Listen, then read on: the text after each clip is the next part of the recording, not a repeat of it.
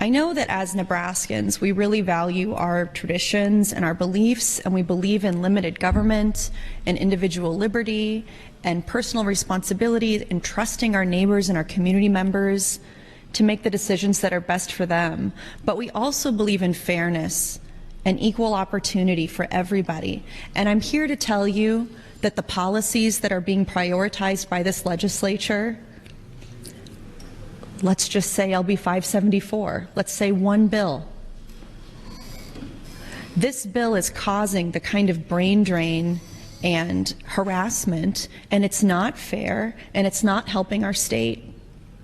We all know that Nebraska is a wonderful place to live. We have great schools, we have great businesses, we have friendly people and a strong sense of community, but we're losing some of our best and brightest people because of the discriminatory policies that you are all supporting.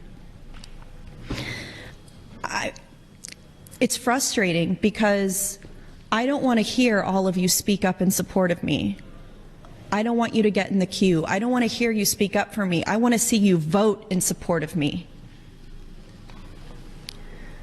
To the kids and families, it's not just kids, it's their brothers and cousins and aunts and uncles and grandparents and families and teachers and friends and all the people who care for the kids that are impacted by your discriminatory votes. It hurts them. It physically and mentally and emotionally hurts them. And when they're going through this pain, when they're deciding what their escape route is going to be from this state where they are not welcomed, and to welcome them costs you nothing. It doesn't take anything from your conservative bona fides. It doesn't take away anything from you and your beliefs at all, just to recognize the humanity of these people. None of those people care if you stood up and supported me or my son or any of the trans kids on this floor. They only care how you voted. Please don't say anything to me if you're going to vote for that bill.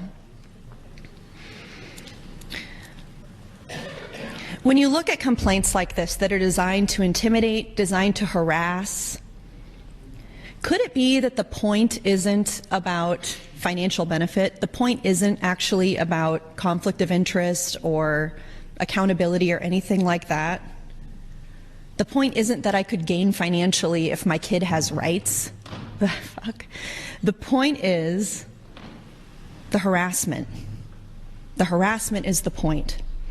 And we are seeing this all over the country. A friend of mine, Zoe Zephyr, who's the first transgender lawmaker in the state of Montana, she made a comment a week or two ago or something on the floor of the legislature, and they have their own rules. I don't know how it works in Montana, but she said verbatim, 95% sure this is verbatim, about how when they pass this bill blocking health care for trans people in Montana, the blood will be on lawmakers' hands. This is a phrase that has probably been said in this legislature before too, regarding different things relating to different issues. And because she said that, Representative Zephyr was not allowed to speak ever since. She has not been called on by the president. She gets in the queue just like we do. Her name comes up in the queue and she's not called on. And she sits there in her chair with her green light on to speak. And no one presiding in their legislature has called on her to speak. They have effectively silenced a member of their legislature. And you know what they're doing today?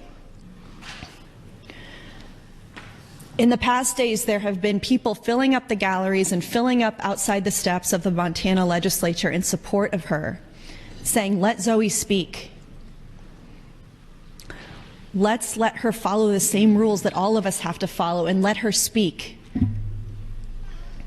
And today, the Montana legislature is taking a vote to expel her.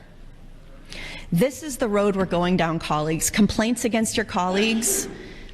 In other states, they're arresting parents of trans kids. In Montana, they're expelling a senator.